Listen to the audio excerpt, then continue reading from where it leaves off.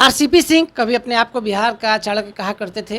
नीतीश कुमार के बेहद भरोसेमंद जेडीयू के राष्ट्रीय अध्यक्ष भी रहे। उन्होंने एक पार्टी बनाई थी आशा, बड़ा ही धूमधाम से उनकी पार्टी का गठन हुआ। आज उन्होंने अपनी पार्टी का विलय प्रशांत किशोर की पार्टी जनसुराज में कर लिया।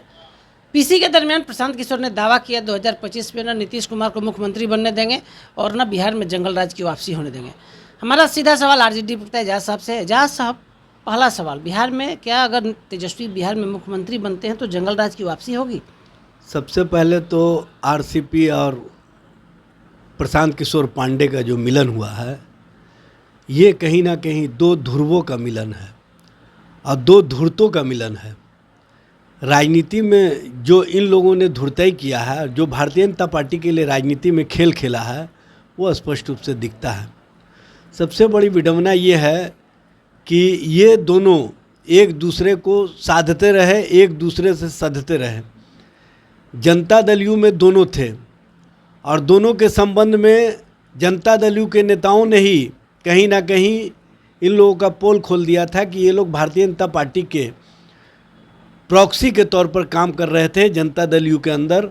और स्पष्टता नीतीश जी ने ही कहा कि अमित शाह के कहने पर हमने प्रशांत किशोर को राष्ट्रीय उपाध्यक्ष बनाया था।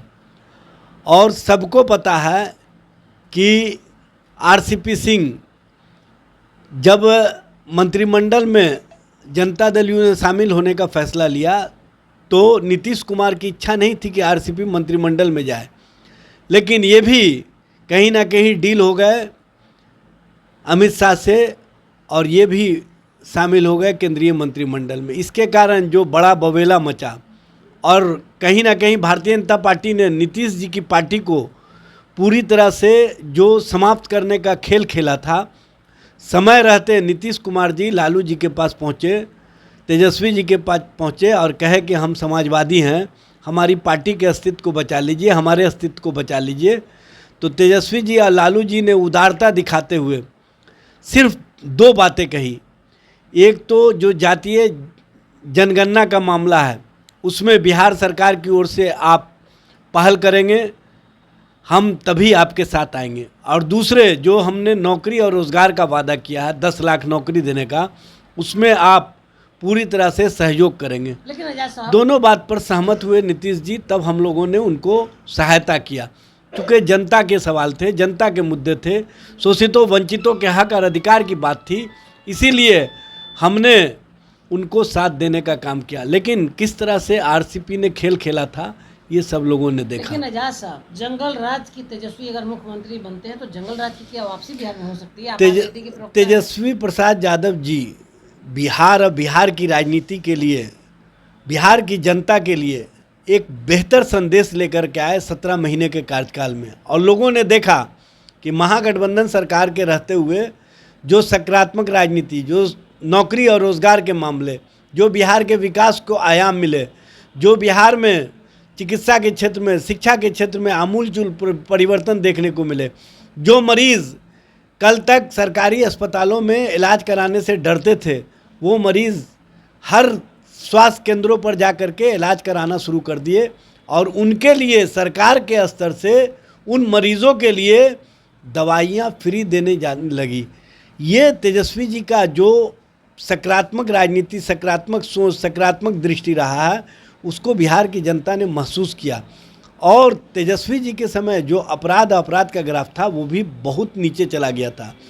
इसलिए तेजस्वी जी बिहार की राजनीति के जिस तरह से लोग परसेप्शन खड़ा करना चाहते हैं, उस परसेप्शन को तोड़ करके स्पष्टता संदेश दिया कि शोषितों वंचितों के हक और अधिकार तो हम देने के लिए पूरी तरह से संकल्पित हैं।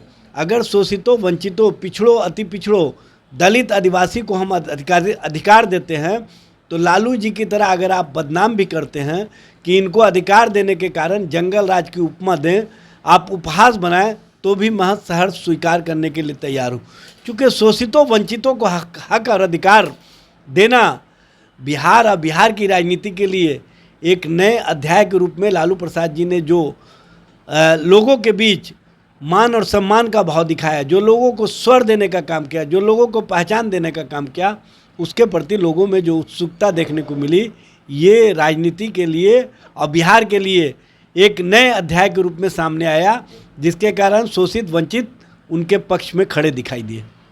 तो सुन रहे थे आप, आरजेडी प्रत्याशी एजाज साहब हैं, कह दिया है कि प्रशांत किशोर और जो आरसीपी का आज मिलन हुआ है, बड़ा दावा है जनसुराज की तरफ से, वो दो धूर्तों का मिलन है। बड़ी बात, बड़ा आरोप कर दिया है।